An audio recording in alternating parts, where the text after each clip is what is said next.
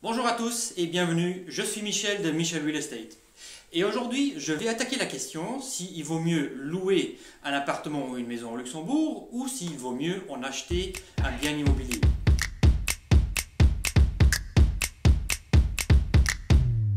Donc, est-ce qu'il vaut mieux louer ou acheter au Luxembourg?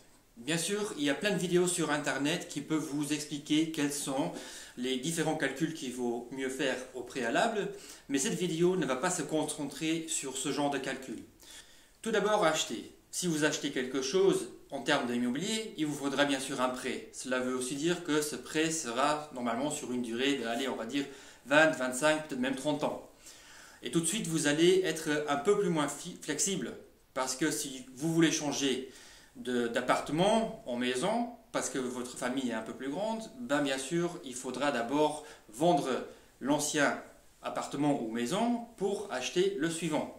Donc ça veut dire que si vous achetez, vous êtes tout de suite moins flexible. Mais la question qu'il faut vraiment se poser, c'est est-ce que je vais rester au Luxembourg, oui ou non? Et ça ne veut pas dire est-ce que je vais partir dans un an ou deux. Non, non, ça veut vraiment dire que si j'achète, ben, je serai quand même bloqué sur un bien immobilier ici au Luxembourg pendant une longue durée, voire même 5-10 ans. Donc avant que vous pouvez réémigrer quelque part ou aller dans un autre pays, il faut d'abord vendre ces biens ou bien les garder comme investissement.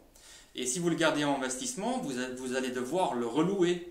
Et quand vous le relouez, ben, ça va dire qu'on va aussi avoir des frais.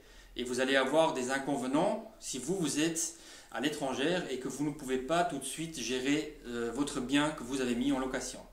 D'abord, louer, ça peut être convenable pour vous pour d'abord pouvoir épargner un peu d'argent. Parce que du moment que vous faites votre achat, il faudra bien que vous avez aussi un apport financier afin de pouvoir avoir un crédit immobilier pour faire cette acquisition. Donc épargner au départ, oui, ça peut être une solution pour un peu diminuer vos frais et gagner un peu d'argent à côté que vous pouvez épargner pour cet achat. Il faut aussi tenir en tête que le marché luxembourgeois n'est pas tout à fait comme tous les autres. Cela veut dire qu'en fait, louer ou acheter, il y a des inconvénients pour les deux. Même pour les locataires, je trouve qu'ici au Luxembourg, c'est pas très flexible. Pourquoi? Parce qu'il y a tellement de demandes pour les locations que les propriétaires, en fait, ils peuvent choisir quels des locataires ils veulent avoir pour leur appartement ou maison. Cela veut dire que ce n'est pas à vous nécessairement de dire oui, je choisis cette maison ou cet appartement parce que ça me convient. Non, non, c'est aussi le propriétaire qui va étudier les dossiers et se dire bah écoutez, moi je préfère ce dossier-là avec ce locataire et c'est ce que je vais prendre pour la prochaine période de bail. Et bien sûr, il ne faut pas oublier que si vous êtes locataire, eh ben vous avez normalement un préavis de 3 mois. 3 mois pour annuler votre bail. Cela veut dire aussi que du moment que vous avez trouvé une autre location qui vous convient, qu'il faut aussi demander à ce propriétaire-là de vous donner les 3 mois de préavis pour l'autre appartement pour éviter que vous allez payer un loyer sur les 2 appartements soi-disant. Et est-ce que le propriétaire est prêt à attendre et perdre 3 mois de loyer ou est-ce qu'il va décider d'aller avec un autre dossier qui serait prêt à rentrer dans l'appartement ou la maison de suite? Ce sont des questions qu'il faut se poser si vous allez être vraiment un locataire. Et surtout, si vous avez une famille qui commence à grandir et que vous souhaitez peut-être avoir un petit jardin, vous allez vous dire, bah, écoutez, je vais tout simplement louer une maison. Mais au Luxembourg, les maisons en location sont plutôt rares. Cela veut dire que trouver une maison, eh ben, c'est difficile et surtout si elle est sur le marché et à un juste prix, elle part tout de suite. Parce qu'il y a plein de gens qui pensent comme vous. Donc, si vous considérez d'acheter une maison, en ce moment, on voit que le marché est assez stable.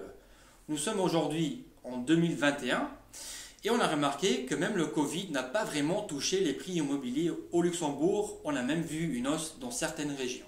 Et d'un autre côté, on a remarqué qu'en ce moment, eh bien, les intérêts sur les prêts immobiliers sont assez bas. Cela veut dire que même aujourd'hui, en 2021, vous avez la possibilité de faire un crédit immobilier sans vraiment avoir une mensualité qui est trop exigeante.